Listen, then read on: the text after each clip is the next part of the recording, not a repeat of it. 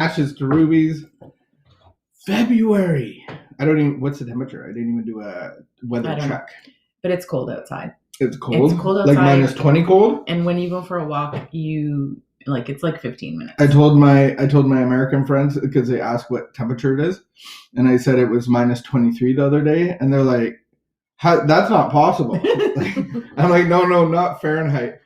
And I said it's Celsius, and then they did the math, and Celsius at minus 20 in Fahrenheit's like minus 4. Yeah. It doesn't seem that bad. But when it's minus 23, it's a lot. There's a massive jump. No. It just depends what you are used to. It's not incrementally. It's not incrementally the same. I'm saying. So minus 20, our minus 20 is their minus 4, and our minus 23 is their minus 18.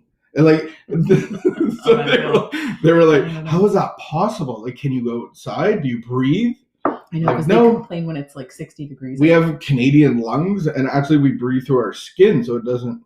Like reptiles. Like the reptilian. Are we going to do our Funday Monday draw? We do a Funday Monday draw. So anybody that's engaging in our morning devos at whatever level, then we put you in a magical bowl. So we have a clothing line of recovery merch. So we want to rep Recovery Life and Recovery Life. We're going to do a little talk about probably a concept of addiction recovery. Yeah, we do a little morning devo together as a couple, and it's predominantly the context is codependency and addiction. And then we also have a recovery channel called Ashes to Rubies, where you can find all of our recovery content and more. And our merch, our shirts, and our hats are available at ashes2rubies.com. Your coffee looks really made up today. What's going on? It's fancy. What do you got in there? So last night you missed a really good movie. By the way. No, I watched it. I know you've seen it before, but it's always worth rewatching Inside Out. You know what? I'm not a sleeper of movies. I think it's like a meal. Like I like to finish the whole meal. I have friends that watch movies incrementally, throughout a week. I'm like, that is the most ridiculous thing. But small children. I fell asleep. I know you did. Yeah, I think it was near the end, and it was. They were in the long-term memory brain trying to get the memories into. It's a very cute movie, and I think like a psychologist helped write it. Movie. Yeah, what's it called? Inside Out. Inside Out. And it's all about your emotions. And that it's okay to be sad. It's okay to be sad. The little sad person touches everything. Oh. I like how the sad person helped.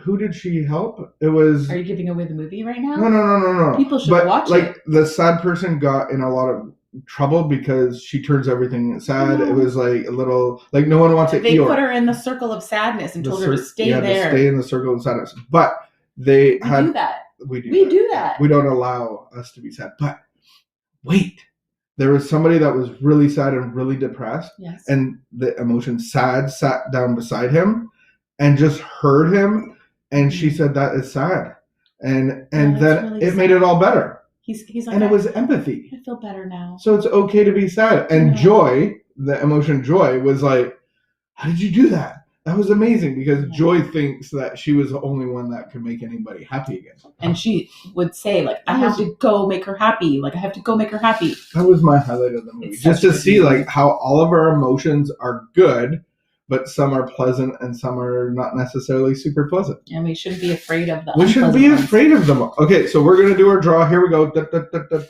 We have a winner on a white piece of paper. Remember? Morgane Scott. Hey, Morgane. Sometimes she's on, but I don't see anybody Morgane is a top fan.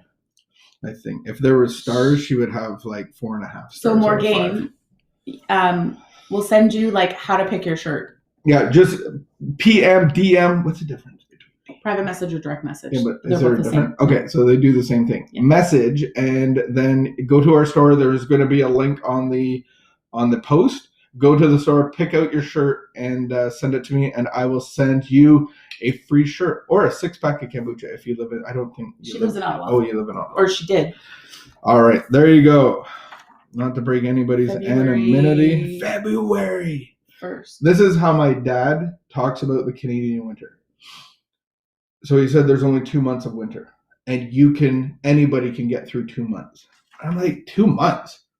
One's already gone. December, January, February, March is what most people would say. And he's like, no. December's not December, you're working your way in. It snows a little bit. It doesn't by snow. Christmas. Yeah. And then January, you're like, this is serious. We've had a great winter so far. Mild January. Yeah, it's been up and down.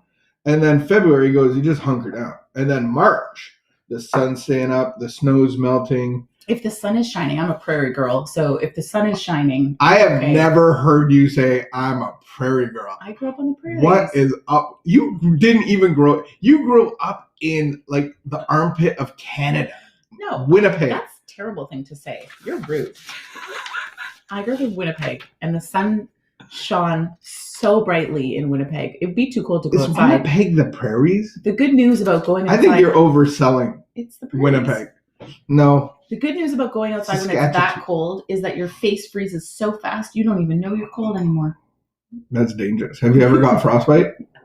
Have you? No, not really. I've got frostbite in my cheeks, my nose, my ears all the time. That's why I got big puffy ears and other things. Because we were ODR kids. We were ODR kids when we the outdoor rink. Outdoor. Everybody knows that. You don't even have to tell anybody. Whether they're from the prairies or from the West Coast or East Coast in Canada, everybody knows ODR. No, they don't, actually. I think they do. They don't. Maybe if they're American. That's rude to say that. Because if somebody doesn't know, then they feel like you just put them down. Am I going off? Am I going off just center? Read. I'm offending people? I think you need to read our morning devotional. ODR. We need to center ourselves on spirituality. Quiet our minds. Center ourselves, because we're inviting the Spirit of God to lead, to join us. We want to have mental, emotional, and physical health. Jason Cott. Good morning. Good morning, Jay. Thanks for the shout out. Okay, so this is February the 1st, and the title is Step 2.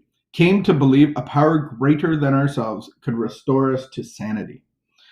We come to believe in a better life through the powerful gift of other people, hearing them, seeing them, watching the gift of recovery at work in their lives. There is a power greater than ourselves. There is real hope now that things can and will be different and better for us and our life. We are not in a do-it-ourselves program. We do not have to exert willpower to change. We do not have to force our recovery to happen. We do not have to pull ourselves up by our bootstraps just so we believe that there is a power greater than ourselves. One who will get the job done in our life. This power will do for us what your greatest and most diligent efforts could not accomplish. Our higher power will restore us to a sane and beneficial life.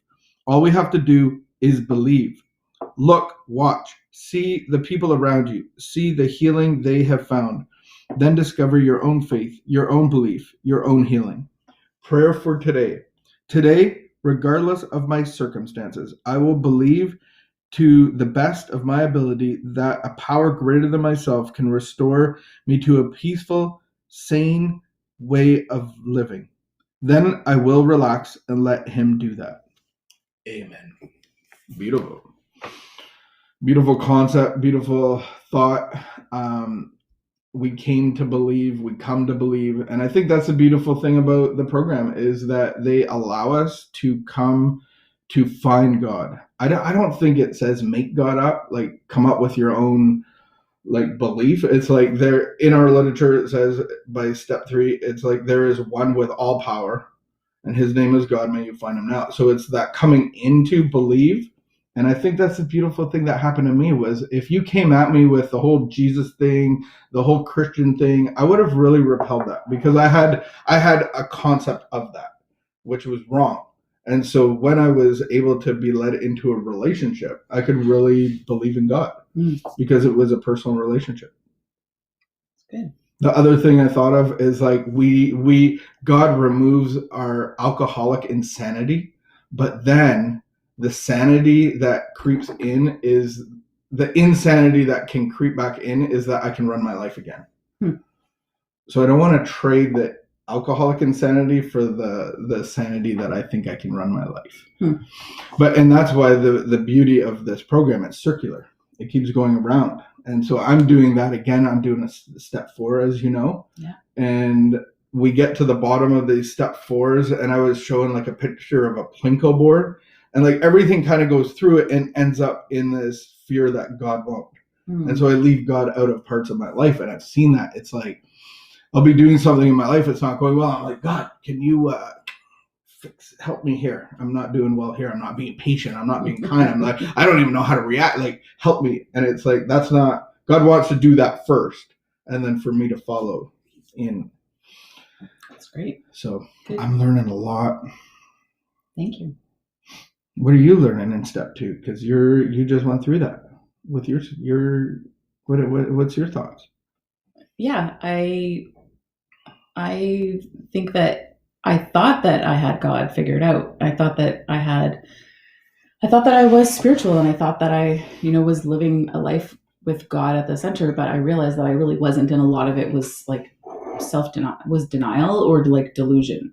And so a lot of it was like thinking I'm doing things, but I'm not really doing them, or cutting corners and just being less aware of the reality of my life and the way that I'm living it than what was really happening. I like your word delusion. Yeah. Because like if I'm going to the gym and I don't work out, I can be like, you might think I'm going to the gym and working out and I'm getting results. And then the reality is 5 months go by and you're like, are you sure what are you doing at the gym? The drive-thru. And I think we can have the delusion just because I go to the house of God or just because I go to the house of the gym, I'm actually getting results. But the program of recovery says these are the results that you're going to get. This is the promises of a life given and directed by God. Right. And so that gets extra challenging, like for Christians, for people who have decided that they're going to go to church and they believe in God and they want God to transform them. And then, maybe they have a drinking problem. Maybe they consume alcohol in a way that they don't want to be consuming alcohol that way, but they can't stop. Or maybe they look at porn, or maybe they're doing things that they don't necessarily really want to be doing, but they just can't stop. And so that gets really confusing when you have given your heart to God and said to God, like, I want to live for you. I want to follow you. And then I can't stop doing things that I don't want to do. And so that's I think a beautiful way that the process of the 12 steps can lead us into a new relationship with God and a new understanding of him. And seeing like, oh, I was actually agnostic. Like I actually didn't believe in God over here. I didn't believe that God could make a change over here, or I didn't really want to let him. Well, and that's the thing. It's like, all of the belief in the world doesn't necessarily give you access to his power. Right. And so we have a loving God who doesn't bully his way in. And so we actually have to come with him and petition him to remove these things, not remove our addiction, because that's not the problem. But we have to remove what is causing inside of me that leads me to that, because I can either have God or I can have my addiction. And it doesn't acknowledge the belief in God. It acknowledges his power. Because if I have the power of alcohol in my life, I can't have the power of God as well. And so the program of recovery actually takes away the blocks between us and God, and then he comes in, plugs us in, and then we have power. All right. May you receive power today. Beautiful. All right. Anything else you want to add? All right. Join us, comment, like, share, all of those things. And then you too can be entered in the draw. Yeah. Have a great afternoon, everybody. Much love from Ashes to Rubies, John and Vicky. Have a great day. We'll see you tomorrow. We don't need that because that has the time on. Well, now that I know that, I need background music. Like, what does that mean? I kind of want to do it.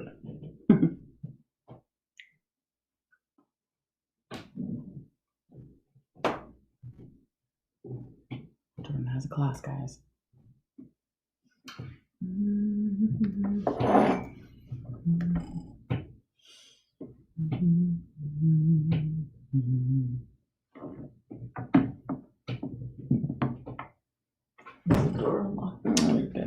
Look at that.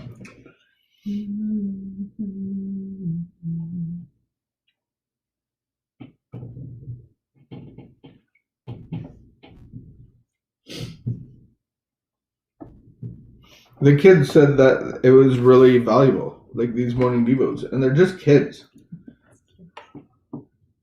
I thought that was cool to be like. Mm-hmm.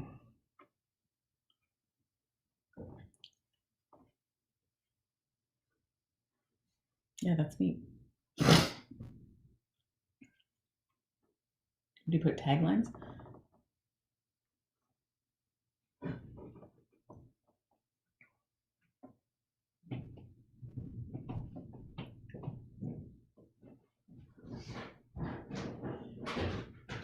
Good morning, Jordan Ruby.